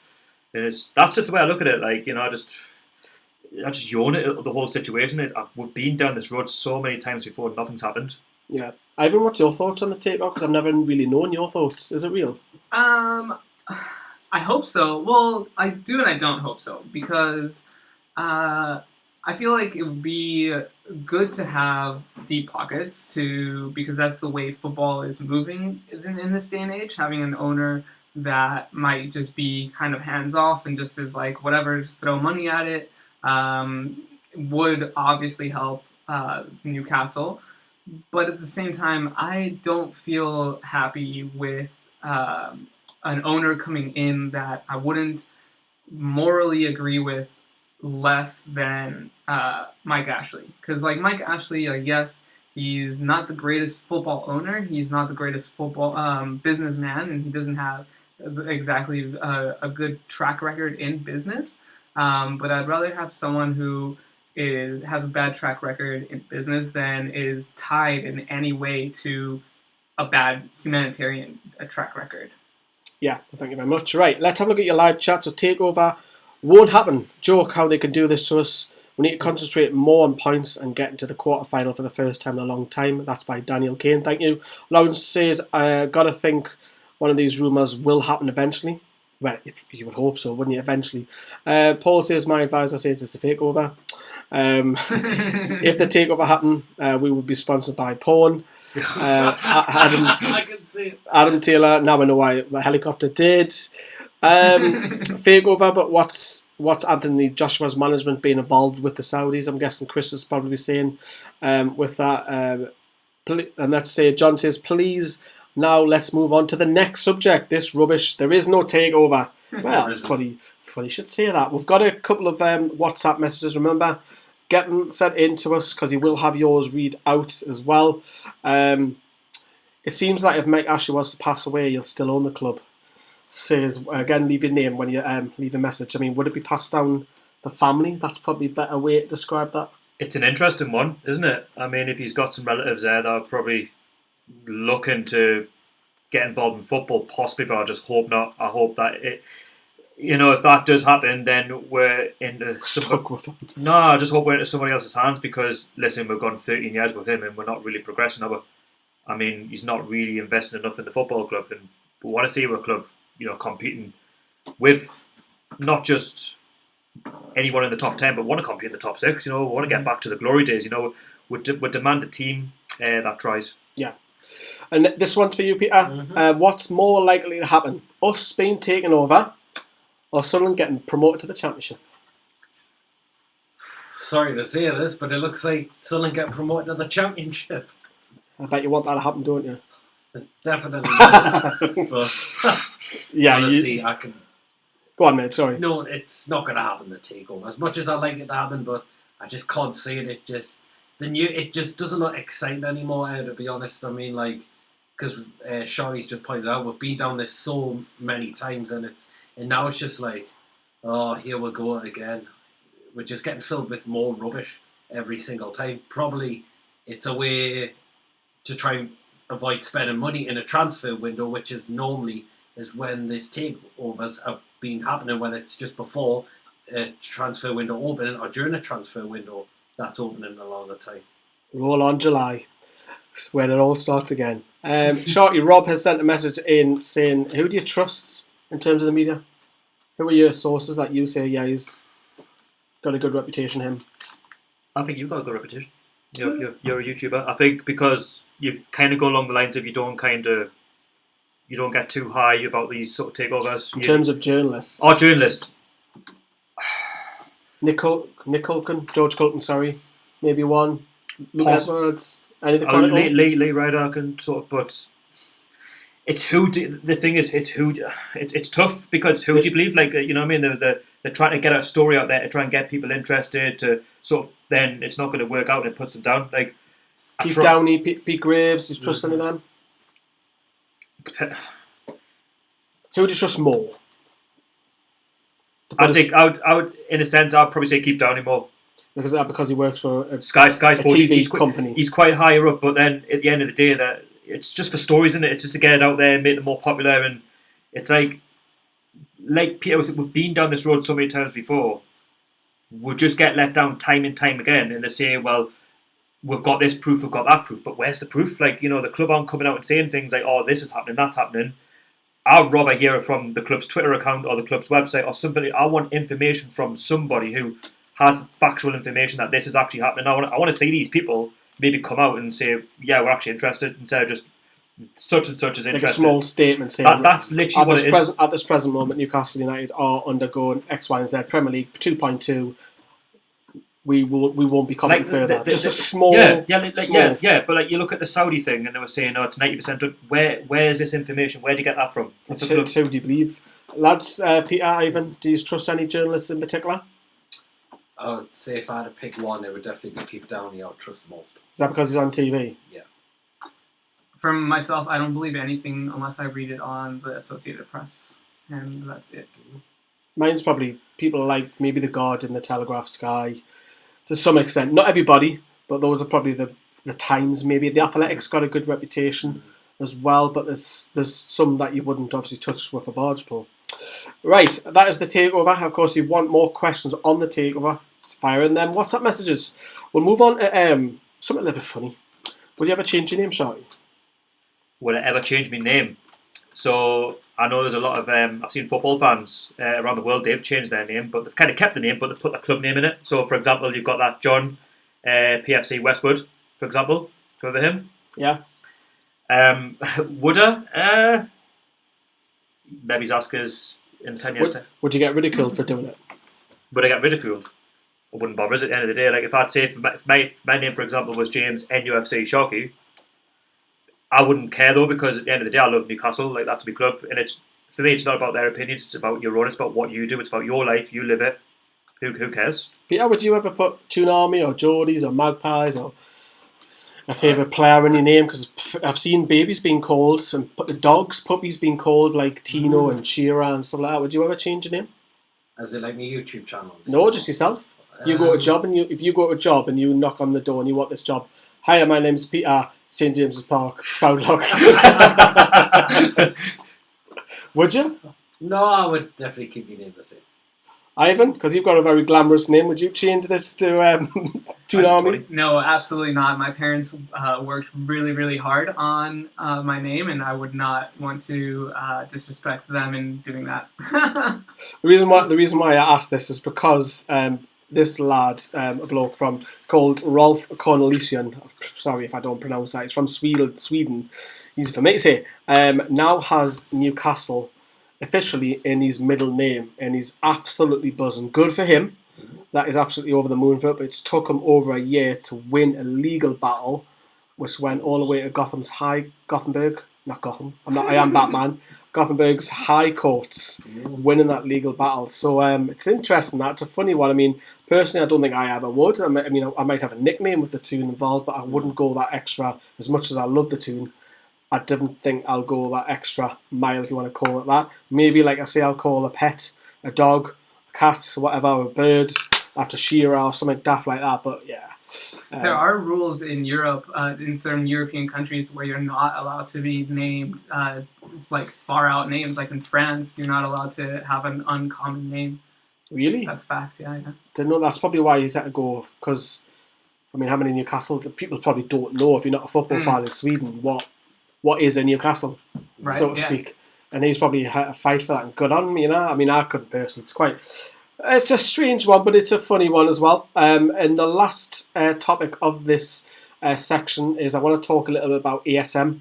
in his stats. Remember, fire in your WhatsApp. We'll read them after the break. That's 07476497166. It'll be anything that you want to ask a question. Maybe you want to ask Sharky a question. Maybe you want to ask Peter, Ivan, anyone. A stat about Alan Saint-Maximin. This is interesting.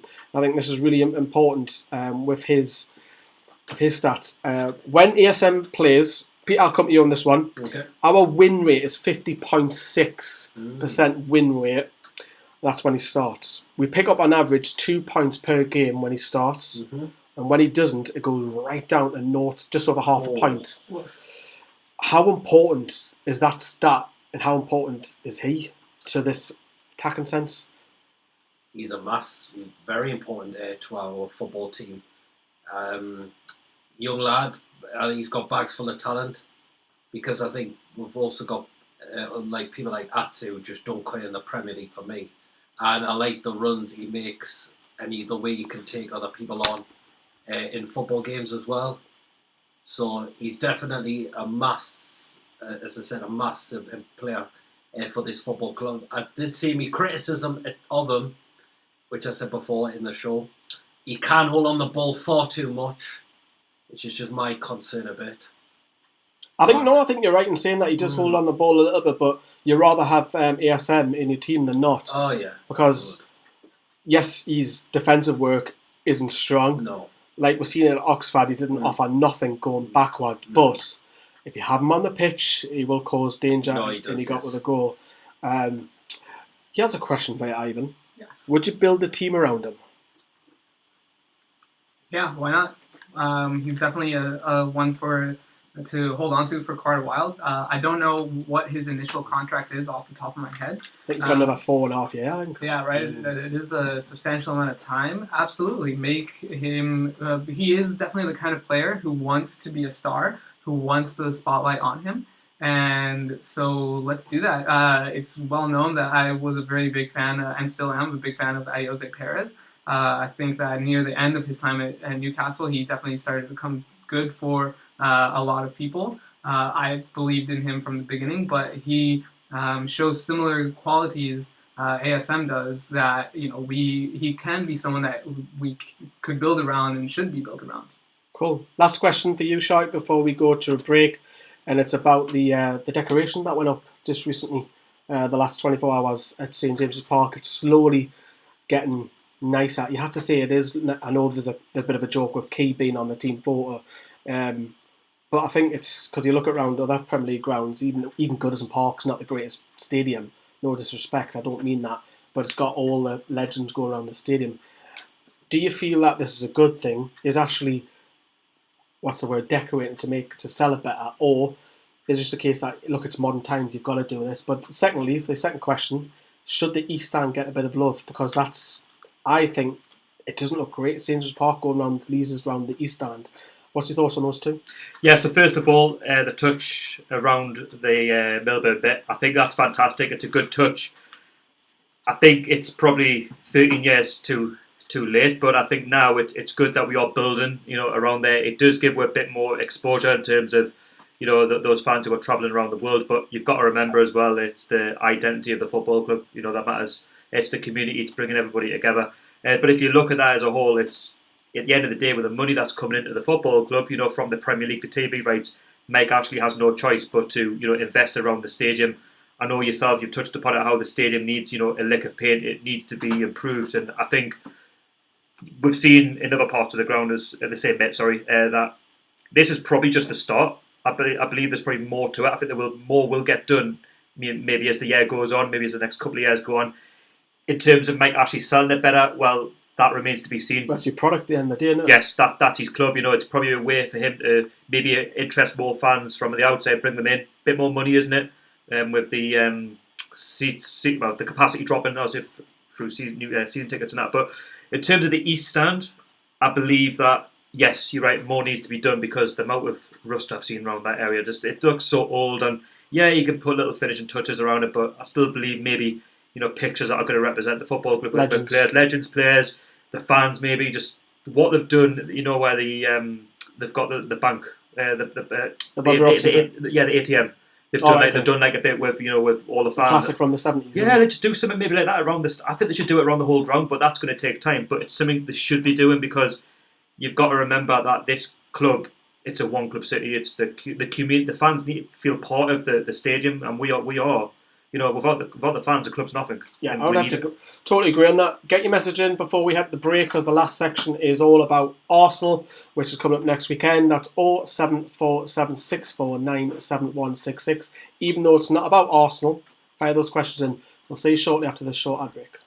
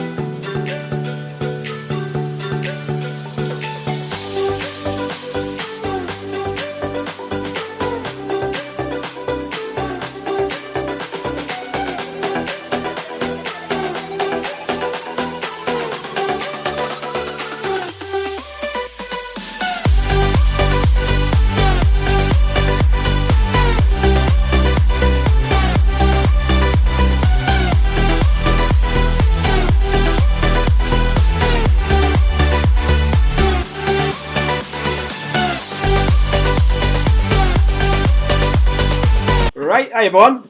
Hope you enjoyed the music. If you were listening on Nova, that was Ivan's choice, not mine. Both were. So, we are back and we're talking about Arsenal for the last section. Before we do, we'll jump straight to a couple of WhatsApp which has come through again. Get them in because we are in the last section of the show. And this is no name, but you says, I just want to say thank you for your great content. You're such a credit to our magnificent club. Keep up the good work, and ASM is so good. Most entertaining player we have seen since Hatton Ben Arthur. I'll probably say I'll go along the lines, quite similar. We just don't know what he's going to do. I think if he works on his end product and works on passing and shifting it quicker, he would slot into Liverpool's midfield. No, I don't want him going to Liverpool. He's not being a Salah replacement. The second one, Lawrence Taylor. Peter, you can have this one. Okay. Would you agree with this lineup for Arsenal? So I presume start 11 versus Arsenal based on Manquillo, Carroll, Mutu and Gale being available. What would you go for? So the full starting 11. Well, maybe would you like to say one or two changes, perhaps? I think I wouldn't mind seeing Fernandes come back in. I think he's done very well this season, Federico Fernandes. So, what, ahead of Shea or Lejeune? Or both? Bring Clark in? I would definitely keep Kieran Clark in. I think I would put just ahead of Fabian Shea, Federico Fernandes, because I've been really impressed with him this season in the Premier League. Yeah, he's done well. Even though, that's the thing, it's competition for players, isn't it? That's what I like as well. So the lads have been away. They've been away. We've seen pictures in, where are they? They're all over. New York, Dubai. A lot of them are in Dubai, actually. I think we're in Dubai, yeah. There's a lot of them. I think, who did I see on it? I see them on Instagram. Obviously, they're away now. They're getting a bit of downtime. Probably deserved with the hectic schedule that we had over Christmas. And it didn't stop because we kept getting FA Cup replays. It's going to bring a lot more freshness, isn't it, Sharky? It's a good thing that the lads are just getting away. Because this is a bubble. We're in a bubble. Yep. You see Newcastle, it's constant. And just for them, escape and just go and have a bit of sun, bit of vitamin C, it's a good thing. Yeah, I believe so. You said there's been a hectic schedule over the Christmas period, and there's no harm in, a few days away. Everyone needs it. Yeah, it's like in the workplace, you get a bit tired and you just need a bit of refreshing to go somewhere different. And I believe with the players, it'll give them, that boost, that motivation to go in for the rest of the season, hopefully try and kick on.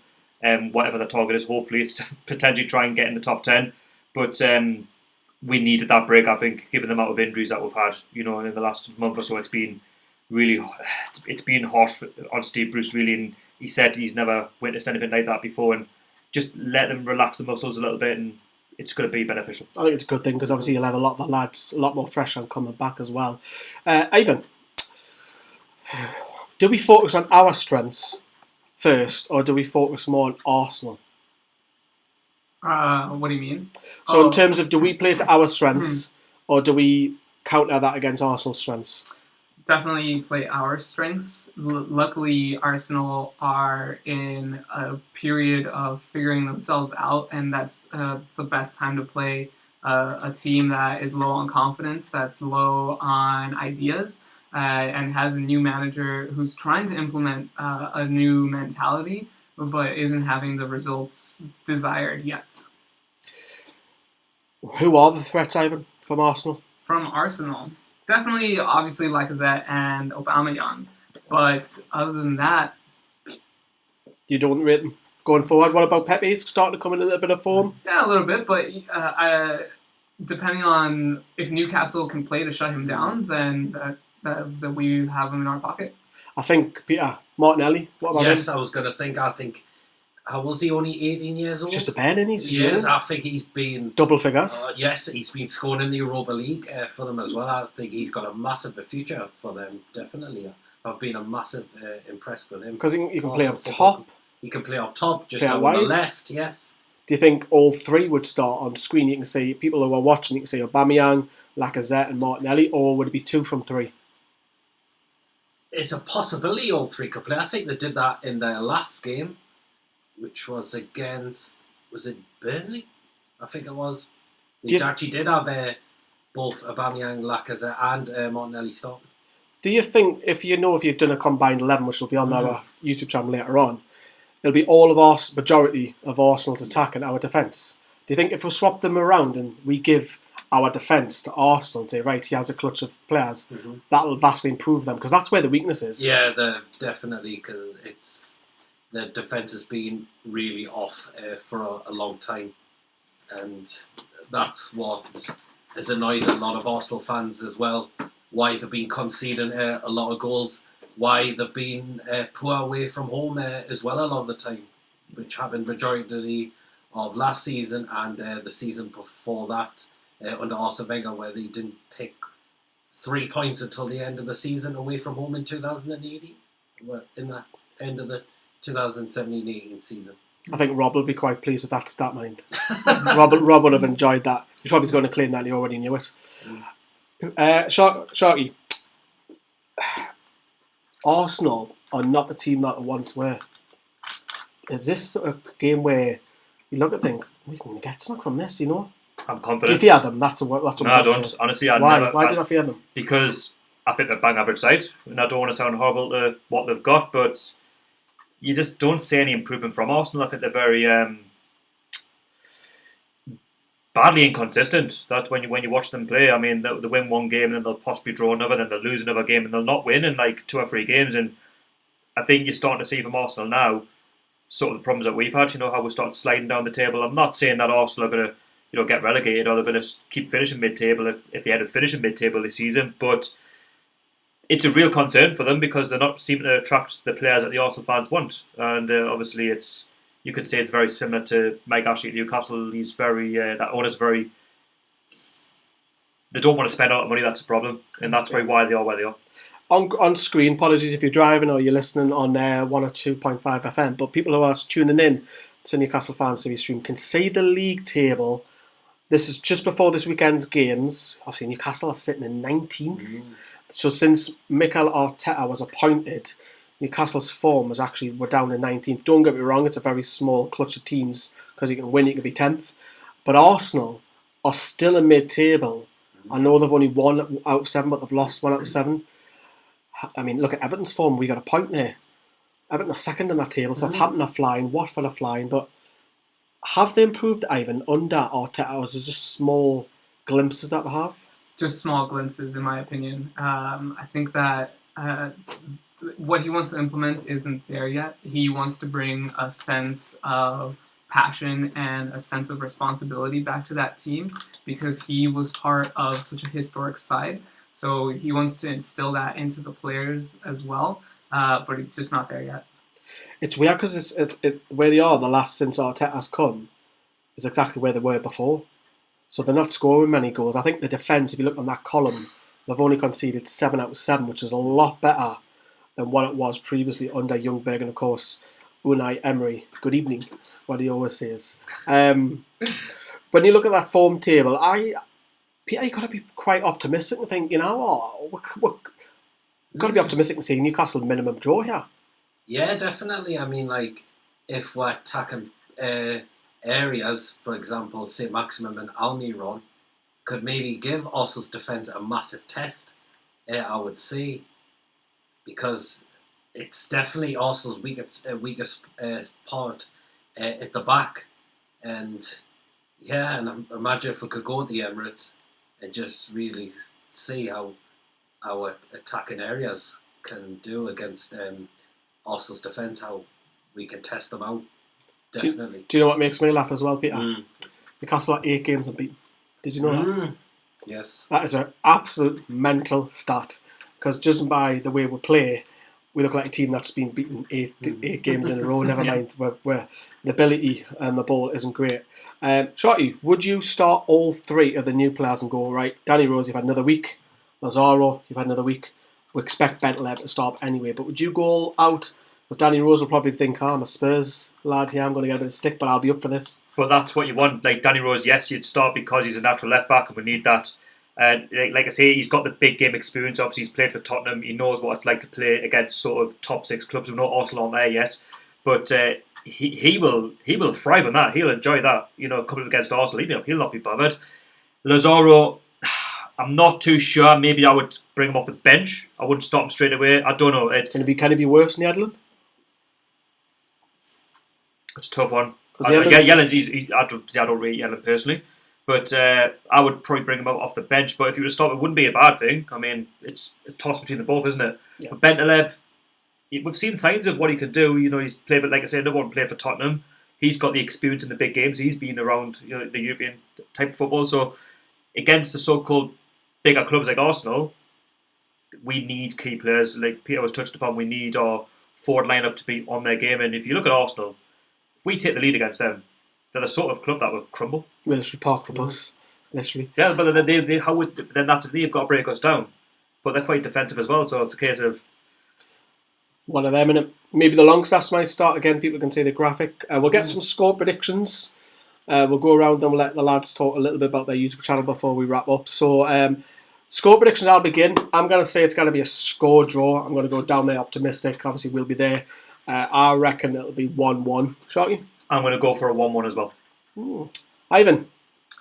I think 2-1 Newcastle. I love the optimism there. I love optimism. You're just a bit like Archer Hind. But When he's with Newcastle winning at the death as usual. That'd be lovely if we were to win. With a defender scoring. Probably. No helicopters. No helicopters going.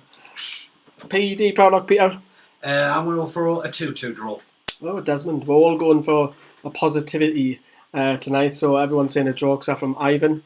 And forget people come back to this clip. So, sorry, Ivan. We'll do a quick brief about the lads' YouTube channel because it's only right that we'll get them on. Sharky, I want to come with you as well. Obviously, tell everyone what you do if people don't know who you are. Yep, so my name is Sharky, Newcastle United fan. I run a YouTube channel called 100% NUFC. That's like the 100 in numbers, percent NUFC. I do match previews, I do match reviews. I like to try and talk all things Newcastle United. I like to try and get the guys on like yourself and just maybe get a bit closer to the fans and try and get you involved and stuff. So probably not as regular as what you are, but yeah, I like to try and get you in. Why do you do it? I do YouTube because I love the club. I like engaging with other fans, not just at Newcastle but of other clubs, and just be passion, for the club I love. And it's a great experience for those people who maybe don't have access to Newcastle United, maybe because they live over the other side of the world. Or it's just fantastic. I just enjoy what I do. Where do you want your channel to go? What's the aims? Is it more about content? Is it more about subscribers? What's the goal? For me, it's just being more consistent with with the channel I do.